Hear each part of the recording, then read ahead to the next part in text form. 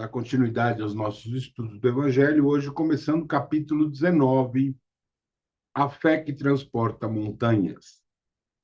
Nos títulos O Poder da Fé e a Fé Religiosa, Condição da Fé Inabalável. Carolzinha vai fazer o favor de ler para a gente depois. Vamos fazer a nossa abertura. Faço o comentário, depois a gente abre aquele espaço final para todo mundo se manifestar e conversar, perguntar. Então vamos lá, acalmando o nosso coração, ajustando nossa respiração ao momento,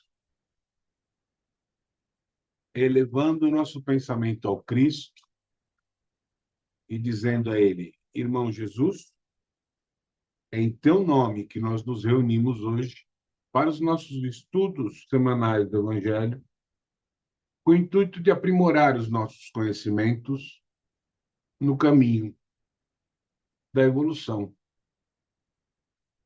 Agradecendo a todos os espíritos amigos que aqui comparecem, vamos iniciar as nossas orações, coração que o Pai nos deixou. Pai nosso que estás no céu, santificado seja o vosso nome, venha a nós o vosso reino, seja feita a vossa vontade, assim na terra como no céu. O pão nosso de cada dia nos dai hoje, perdoai as nossas ofensas, assim como nós perdoamos a quem nos tem ofendido. Não nos deixeis cair em tentação e livrai-nos de todo mal, porque teu é o reino, o poder e a glória hoje e sempre. Que assim seja.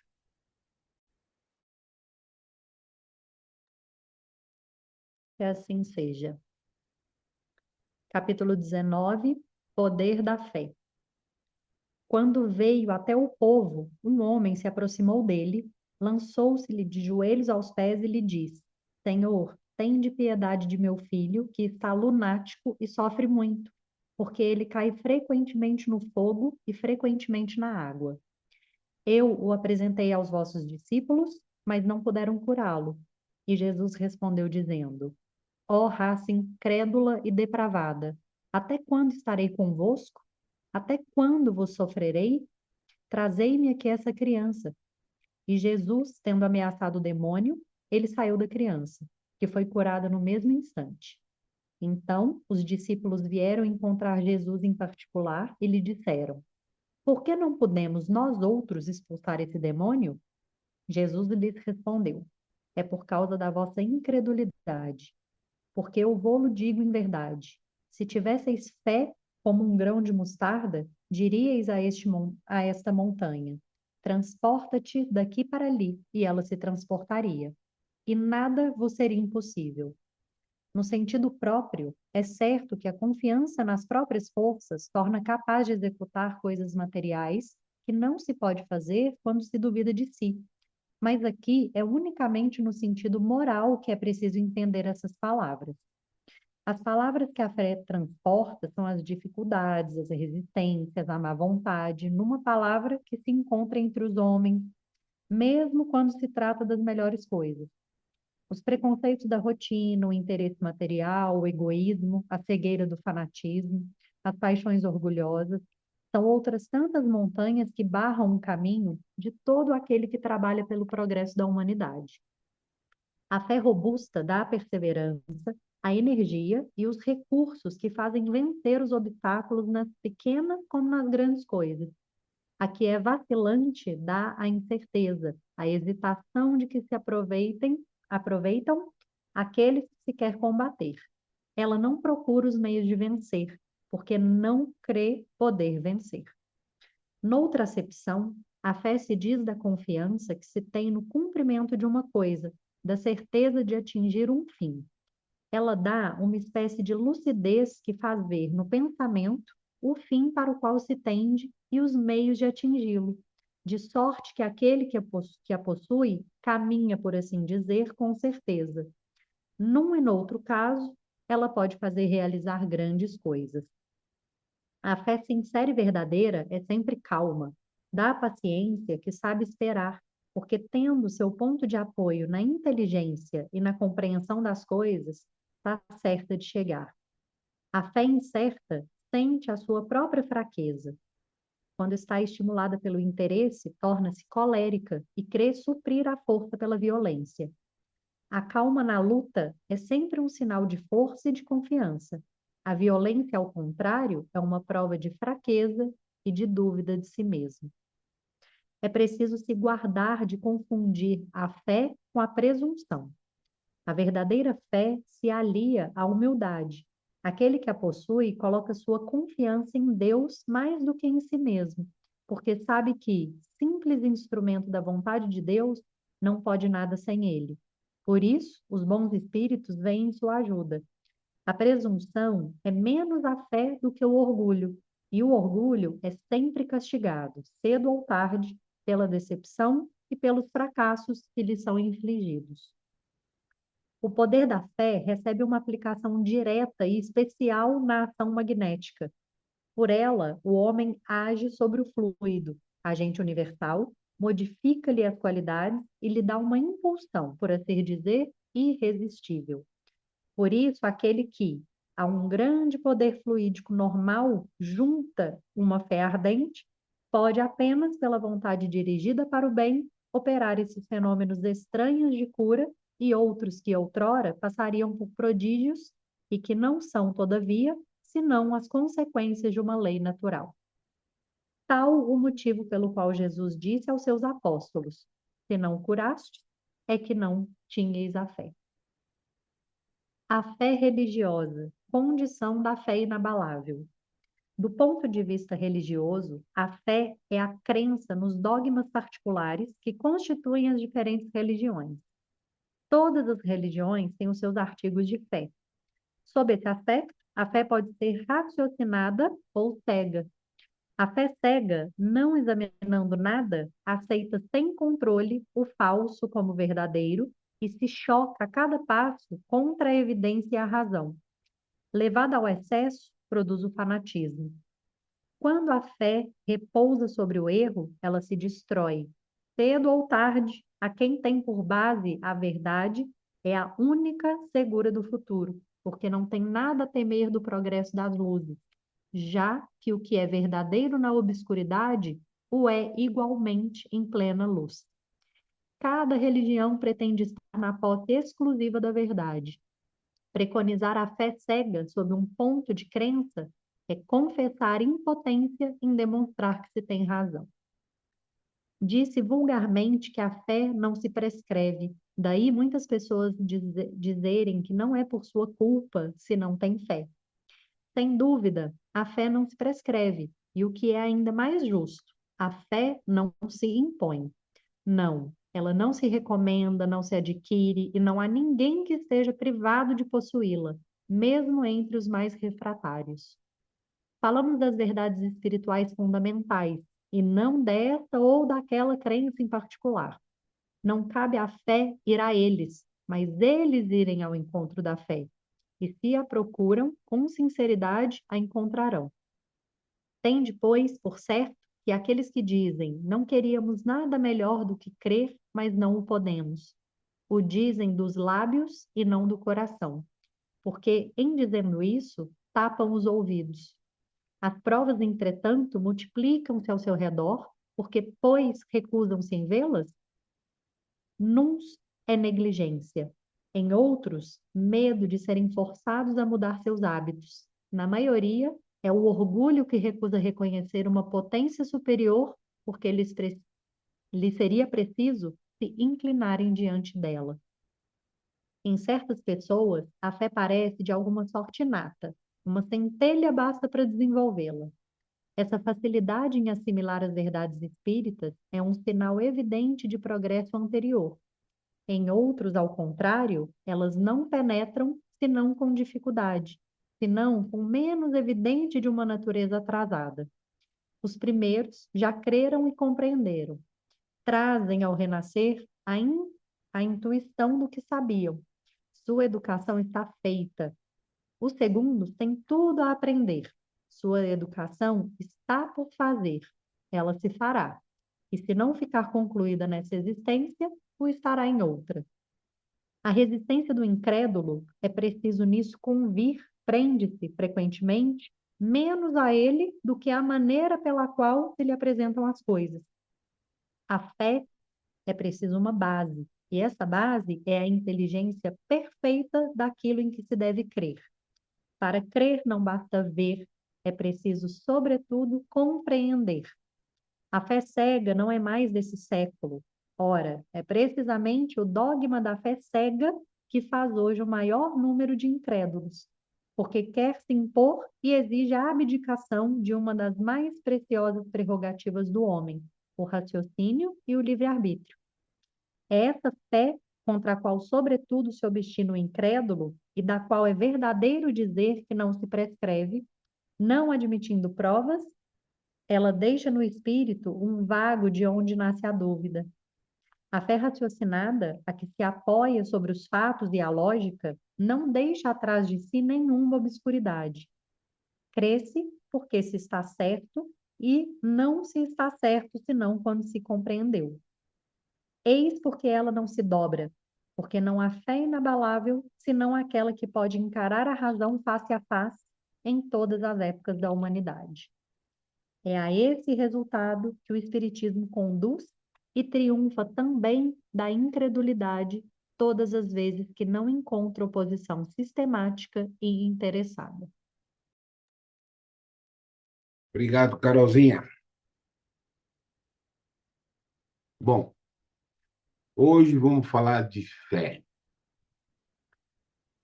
O que é fé? Fé é acreditar, fé é crer. Eu acredito em Deus, então eu tenho fé em Deus.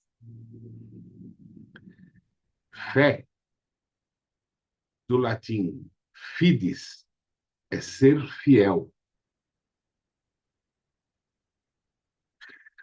No tópico passado, no final do capítulo 18 passado, lembra que nós fizemos uma leitura?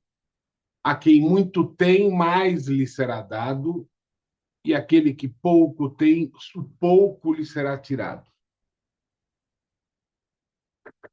Como que eu posso professar minha fé em Deus, como Jesus, se eu não faço o que ele manda? Se eu não faço o que ele me orienta? Se eu não sigo as determinações que ele deu, ou os conselhos, ou as orientações que ele deu para a minha evolução? Quando eu tenho uma fé inabalável, a palavra do Evangelho é inabalável.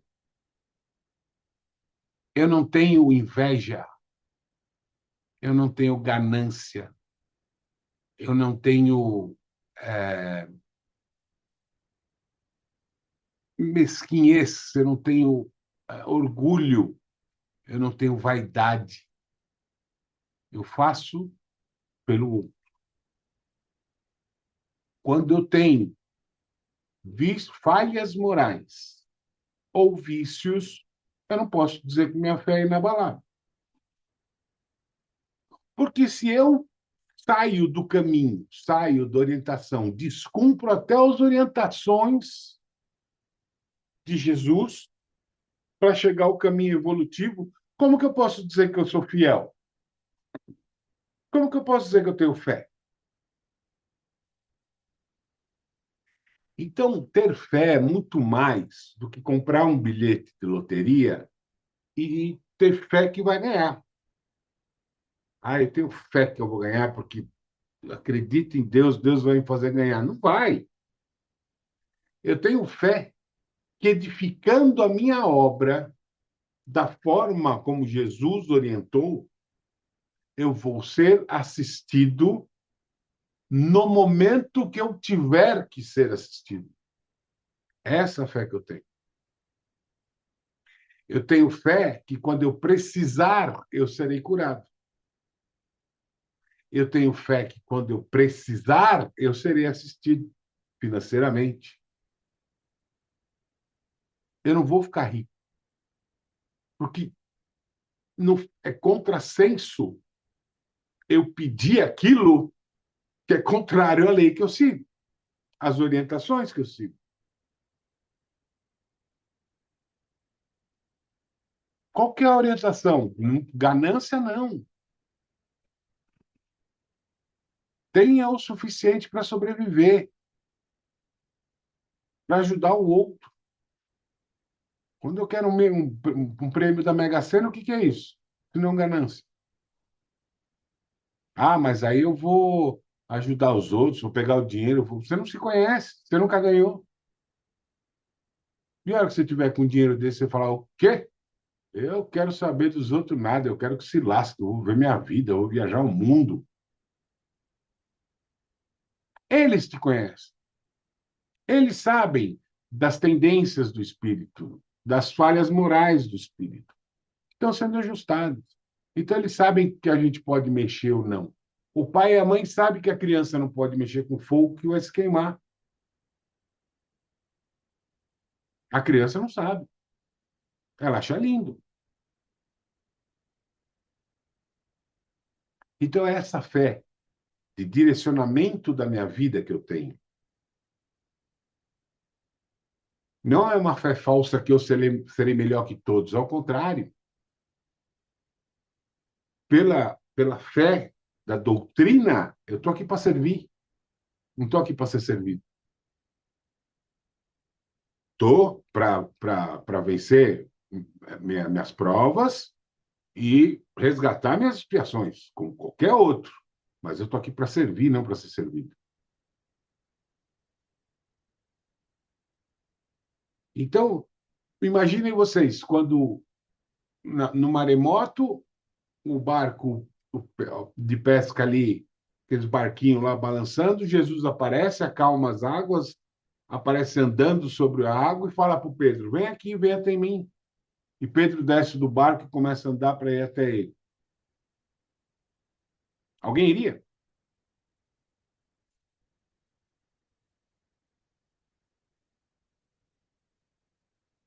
Parece impossível o que ele está falando. Como é que eu vou andar sobre a água? Ninguém anda sobre a água.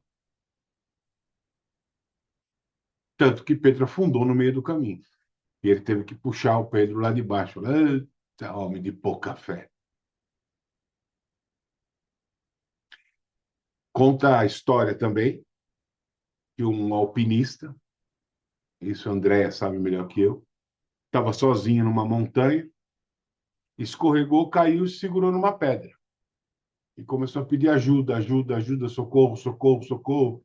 Tem alguém aí? Tem alguém aí? Tem alguém aí? E aí ele ouve uma voz dizendo assim: tá, tô aqui, o que que você quer? Ele falou: quem é? Ele falou: é Deus. Você não me chamou? Tô aqui, o que que você precisa? Ele falou: me ajuda aqui, que eu tô caindo do penhasco. Aí Deus falou para ele assim: eu ajudo, mas eu não consigo te pegar aí. Se larga e eu te apanho lá embaixo, onde você cai no chão. Ele perguntou na montanha: tem mais alguém aí? Tem mais alguém aí? Porque ele não acreditou. Alguém acreditaria? Sem ver? Isso é fé. Não é acreditar que coisas boas vão acontecer para a gente. É saber que as coisas certas vão acontecer nas horas certas. Seja boa ou ruim. Porque a ruim vai ensinar muito mais que a boa. A ruim é lição, não é castigo. Vamos lá. A minha técnica há 15 anos é a apometria. Quem, cientificamente falando, em sã consciência, poderia imaginar que uma pessoa dando ordens vocais e impulsionando essas ordens por estalos, pulsos magnéticos, aquilo ia acontecer no assistido. Cientificamente isso é impossível. E alguns de vocês já viram isso acontecer. Alguns de vocês já viram o resultado da apometria. E eu vejo quase todo dia. Acontece. pessoas se curam, as pessoas se renovam, as pessoas tiram os obstáculos extrafísicos da vida. Isso é fé. É saber que eles estão lá. E aí a gente entra na fé religiosa, né? Que essa é a tragédia do mundo. Porque não é a fé em Deus, é a fé naquilo que o homem criou como religião. Porque, vejam só, Deus é um ser primário, criador de todas as coisas. Ele ia inventar duas leis? Só de sacanagem? Não. Ele fez uma lei universal. Em cima dessa lei universal, Jesus veio e determinou, orientou quais seriam os caminhos para cumprir essas leis orientais, essas leis universais. O islamismo é a mesma coisa que o catolicismo? Os hábitos, os costumes, ajoelhar, bater a cabeça no chão, e eu não estou falando que é certo ou errado, não tô, enfim, mas é igual? Não é igual. Então não é o mesmo Deus. No judaísmo é igual ao catolicismo? Não é igual. Então não é o mesmo Deus. Ou é? E tudo que eles querem fazer crer é naquilo que eles criaram como normas para seguir a Deus. É óbvio que o Deus é o mesmo, mas é o homem pondo a mão e estragando a fé. E é por isso que, no final, ele diz: a melhor fé é a raciocinada. É aquilo que eu digo: isso não faz sentido para mim. Meu Deus não diria isso, não faria isso, não pediria isso. O meu Deus não pede insistentemente oração. Ele não é ególatra. Eu não preciso ficar falando, ó Senhor poderoso de todos os mais fortes do mundo. Não, eles não precisa disso. Meu Deus, não precisa de um assessor aqui na Terra para falar comigo. Ele me criou. Ele fala comigo a hora que ele quiser, sem interferência de ninguém.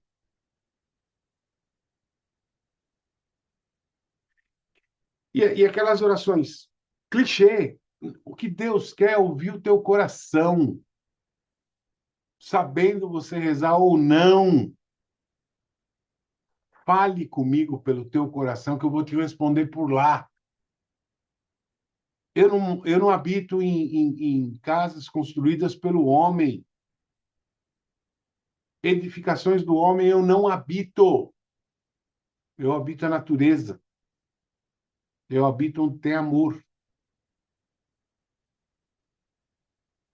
Então, uma coisa é a fé religiosa, que é a crença naqueles dogmas, naquelas regras que foram criadas. E a outra, a fé raciocinada, que é a fé em Deus. Mas para eu ter fé em Deus, eu preciso estar nas orientações de Jesus, para estar seguindo tudo aquilo que foi ensinado naquele evangelho, para que eu não deixe que meus vícios morais, minhas falhas morais, superem minha fé. Então, diante de uma situação de, olha, você tem, posso te ajudar aqui, a gente pega um dinheiro, dou para você e esse dinheiro é desviado do INSS, sei lá de onde eu te dou, e você fica bem com o resto da vida, e aí você me ajuda em outra coisa. Não dá para fazer, porque isso fere a minha fé. E a minha fé é inabalável. Certo, meninos e meninas? Tudo bem. Então, vamos fazer nosso encerramento e aí a gente abre no final para comentários e dúvidas em geral. Então, vamos novamente elevando nosso coração ao Cristo, acalmando nosso coração e dizendo a Ele, Senhor Jesus, estivermos reunidos em meu nome, em teu nome, para mais os estudos do Evangelho, aprimorando nosso conhecimento, agradecendo a todos os irmãos do plano espiritual que aqui comparecem, aos nossos mentores nós agradecemos e pedimos que continuem nos intuindo, nos orientando, nos ensinando, nos protegendo, nos direcionando. Aos espíritos de luz, nós agradecemos pelo tempo e pedimos que fluidifiquem a água para que ao bebermos nos livremos dos nossos males físicos e espirituais e nos conceda a divina bênção do passe, onde cada participante dessa reunião vê à sua frente um ser de luz, fixe o brilho que passa a projetar no topo de sua cabeça uma luz branca perolada. E essa luz vai tomando nosso corpo, vai expulsando todas as energias do nosso corpo, até que nosso corpo se transforme num facho de luz igual ao ser que nos assiste. Essa luz passa a envolver órgão por órgão do nosso corpo, restaurando o seu funcionamento e regenerando todos os órgãos do nosso corpo.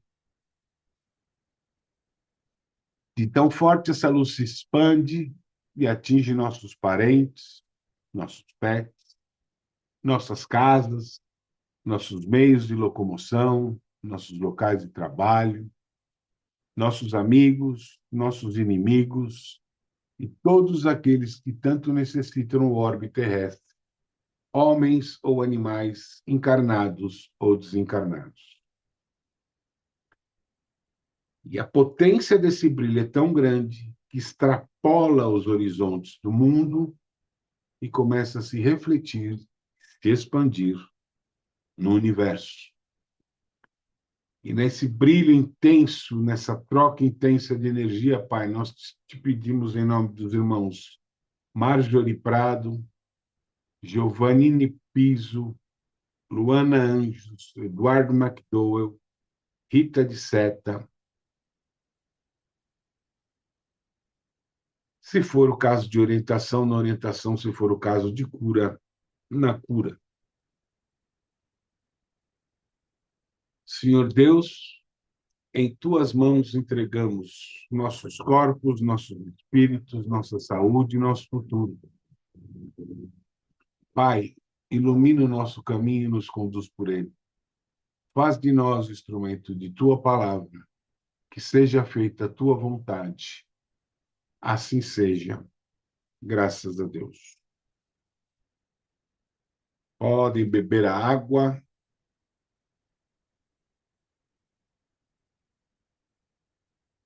Até terça que vem. Fiquem todos com Deus, sempre na mais alta vibração.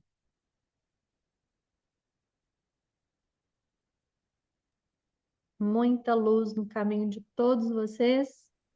Beijo, beijo.